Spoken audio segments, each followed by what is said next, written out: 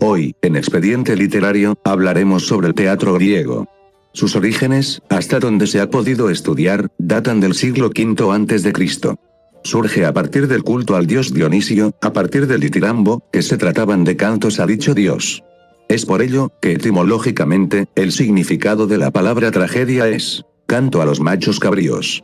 Las tragedias se representaban en las famosas dionisíacas, que eran festivales que duraban alrededor de 2 semanas, y que eran subvencionados por algún noble de la ciudad-estado.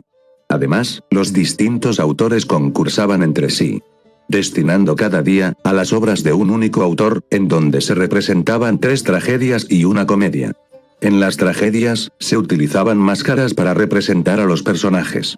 Las mujeres tenían prohibido actuar, por lo cual los personajes femeninos eran representados por hombres que utilizaban máscaras. Además de las máscaras, se utilizaban los coturnos, que eran una especie de zancos que utilizaban los actores. Se creen que la utilización de los coturnos era para representar a los dioses que aparecían dentro de la tragedia, para de esa forma poder diferenciar a los mortales de los dioses. Aristóteles, en su tratado, La Poética, define que la finalidad principal de la tragedia es causar la catarsis, que es la purificación emocional, corporal, mental y espiritual mediante la experiencia de la compasión y el miedo. Dicha purificación es experimentada por el espectador a través de la tragedia. Otra categoría importante que Aristóteles desarrolla en la Poética es la de mímesis. Para Aristóteles, la mímesis es la imitación de la naturaleza como el fin primordial de todas las artes. Dentro de los representantes más importantes de la tragedia, tenemos a Esquilo, a quien se le considera como el padre de la tragedia griega. Se le atribuye como la persona que introdujo el uso de las máscaras y los coturnos. Además, fue el autor que introdujo la práctica de las trilogías, que consistían en 3 obras vinculadas entre sí. También se le atribuye el haber introducido a un segundo actor. Otro dato importante es que Esquilo peleó durante las guerras médicas. Esta experiencia terminará plasmada en su obra, Los persas. Entre las tragedias que han sobrevivido, tenemos Los persas, Los 7 contra Tebas, Las suplicantes, y La Orestiada, la única de sus trilogías sobrevivientes. La trilogía contiene las tragedias Agamenón, las Coéforas y las Euménides. En Agamenón, se relata el regreso de Agamenón, rey de Argos, de la guerra de Troya para encontrar la muerte. En su hogar se encuentra su esposa, Clitemnestra, que ha planeado su muerte como venganza por el sacrificio de su hija, Ifigenia. Más aún, dado que la ausencia de su esposo ha durado 10 años, Clitemnestra ha sucumbido a una relación adúltera con Egisto, primo de Agamenón y el descendiente de una rama desheredada de la familia, que está determinado por recuperar el trono que cree que en justicia le pertenece. En las Coéforas, la segunda parte de la trilogía, cuenta el proceso de venganza planeado por Electra. Trata de la reunión de los 2 hijos de Agamenón, Electra y Orestes, y su venganza. Electra reconoce a Orestes por una marca en la cara durante los funerales de Agamenón. Acto seguido, Orestes mata a Egisto y a su madre Clitemnestra. Esta convoca a las furias, que perseguirán a Orestes. Finalmente, en las Euménides, Orestes es llevado a juicio ante el tribunal divino. Las Euménides narra cómo Orestes, Apolo y las furias comparecen ante un jurado de atenienses conocido como Areópago, para decidir si el asesinato de Clitemnestra por parte de su hijo, Orestes, le hace merecedor del tormento que le infligen. Orestes es encontrado inocente gracias a la ayuda de Apolo y Atenea. Sófocles es considerado el gran renovador de la tragedia griega. Incrementó a 3 el número de actores. Interrumpió la práctica de las trilogías. Incrementó el uso de los escenarios e introdujo el monólogo. Dentro de sus obras que nos han sobrevivido, tenemos Edipo Rey, Edipo en Colono, Antígona, Ajax, y Electra. Dentro de sus tragedias, tenemos la serie de Edipo, que sin ser parte de una trilogía, siguen una línea temática. Dicha serie consiste en Edipo Rey, Edipo en Colono y Antígona. Edipo Rey es su tragedia más conocida. En ella se relata la lucha de Edipo por enfrentarse al destino. Pues, sin que lo sepa, terminará asesinando a su padre y casándose con su madre. Finalmente, y luego de una serie de investigaciones, se dará cuenta de que ha fracasado en su intento por eludir el destino, por lo que terminará sacándose los ojos y marchando al exilio. Finalmente, el otro representante que veremos, será Eurípides, considerado el más trágico de los trágicos. Dentro de las características de su obra, tenemos la innovación de los mitos. es decir, va a refundar los mitos, adoptando una posición crítica con respecto a las deidades griegas. Humanizará a los personajes, ya que en sus tragedias, el papel principal de los acontecimientos ocurren siempre bajo la premisa, de que son los humanos quienes poseen las decisiones que toman, aislados de las motivaciones de los dioses. Un ejemplo de ello, es en su tragedia, Electra, en donde a diferencia de la Electra de Sófocles, Electra reconoce a Orestes no por ayuda de Atenea, sino por iniciativa propia. Además, un detalle adicional, es que sus tragedias son realistas. Incluso, el papel de la mujer en sus tragedias, no se encuentra relegada a una posición subalterna, sino más bien, en una posición en donde son ellas las protagonistas de las historias, quienes toman las acciones que creen necesarias, e incluso, las que terminan desencadenando la tragedia, como en Medea, en donde se aborda el tema del infanticidio provocado por la madre, la cual es motivada por una traición. Entre sus tragedias más importantes, tenemos Medea, Andrómaca, Suplicantes, Electra. Como un dato adicional, tenemos a Aristófanes, representante de la comedia. Aristófanes vivió durante la guerra del Peloponeso, por lo que fue testigo directo del declive ateniense. Aquello motivó que aspirase a las tradiciones perdidas de antaño, del siglo de Pericles. Es por ello que sus comedias se encuentran plagadas de aquel anhelo, por lo que se le considera como un autor tradicional, tanto a nivel político como artístico. Entre sus comedias más representativas, tenemos Las nubes, y Las tesmoforiantes. La primera es una crítica directa al papel que Sócrates cumplía en la sociedad, mientras que la segunda, es una parodia a las tragedias de Eurípides, y las consecuencias que ha causado dichas tragedias, con respecto a las mujeres atenienses, que han decidido cobrar venganza.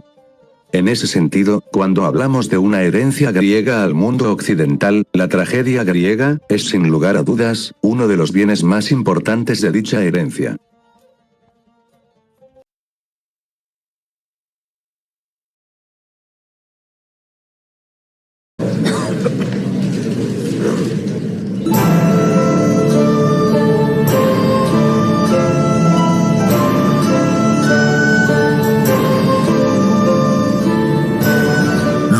Asistían a ceremonias religiosas celebradas en honor a sus dioses.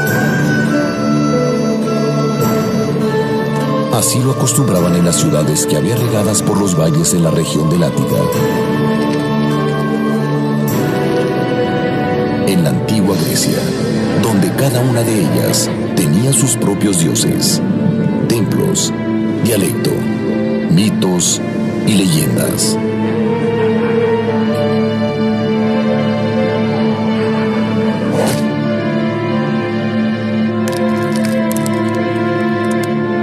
Durante estas ceremonias, los griegos consagraban los hechos sobrenaturales de sus dioses. Descubrían la vida y obra de sus héroes mitológicos y legendarios.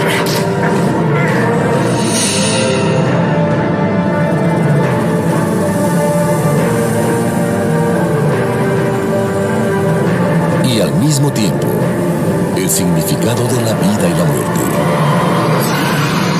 Eran viejas historias con moralejas y enseñanzas espirituales entrelazadas, que aprovechaban para enseñar los principios sobre la lealtad a los dioses, a la familia o al gobierno. Dionisio era el dios del vino y de la vegetación. Les había enseñado a cultivar la uva y transformarla en vino. Era bueno y amable con quienes lo honraban, pero podía ser terrible para quien lo despreciara o se burlara de los rituales.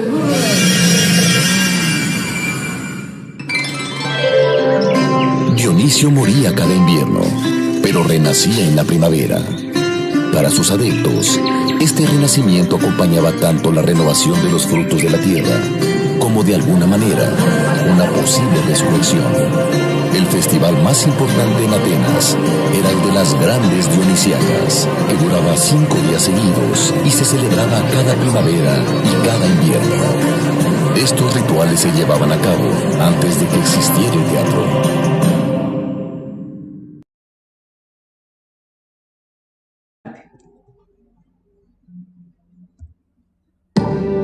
En el año 534 antes de nuestra era, Pisístrato era el jefe de gobierno en la ciudad de Atenas. Él buscó la manera de que llegara más gente de los alrededores a celebrar las grandes dionisíacas.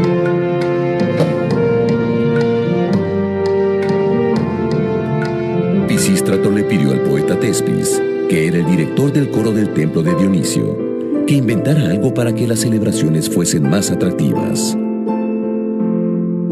Durante los rituales cantaban y bailaban 12 hombres que formaban un coro, y lo hacían con unas máscaras que les cubrían todo el rostro, adornadas con cuernos de cabras.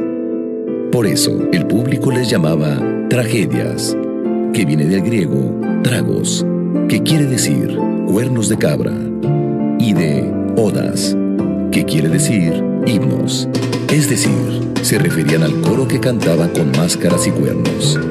A Tespis se le ocurrió salirse del coro y enfrentarlo, para preguntar, por ejemplo, ¿por qué ese año no había llovido lo suficiente?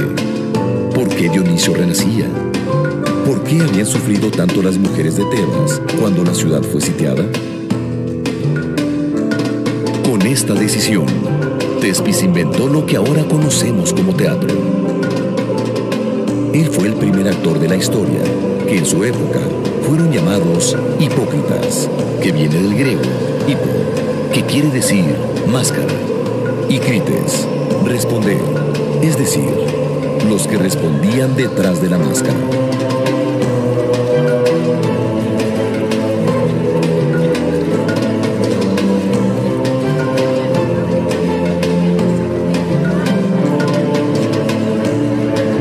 El enfrentamiento del hipócrita con el coro creaba un diálogo que le gustó mucho al público, pues con esto se creaba un mayor interés por las historias que se contaban.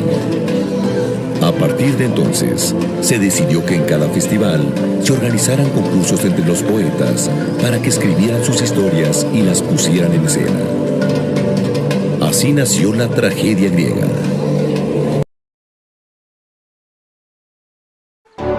Tespis tuvo mucho éxito.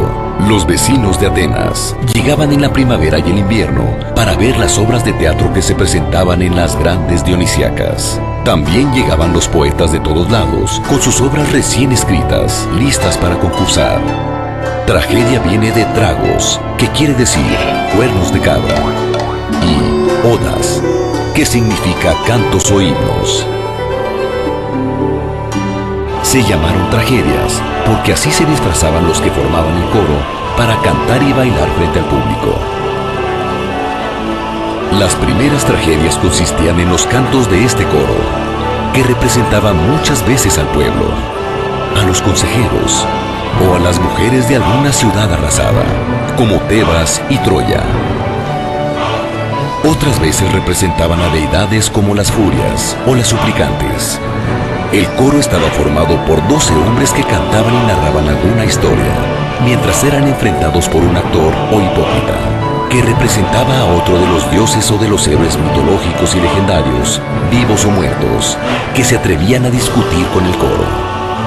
Al compartir el sufrimiento que veía en escena, el público podía desahogarse en una especie de purga de emociones, viendo cómo sus dioses y héroes sufrían más que nadie. Ellos se podían sentir un poco aliviados. A través del sufrimiento desmedido de sus héroes, el público conocía el sentido de la vida en su condición excepcional y comprendía que, tarde o temprano, la vida termina con la muerte. Había nacido la tragedia y con ella la catarsis o purga espiritual con la que el público se desahogaba. Este fue, en pocas palabras, el origen de la tragedia.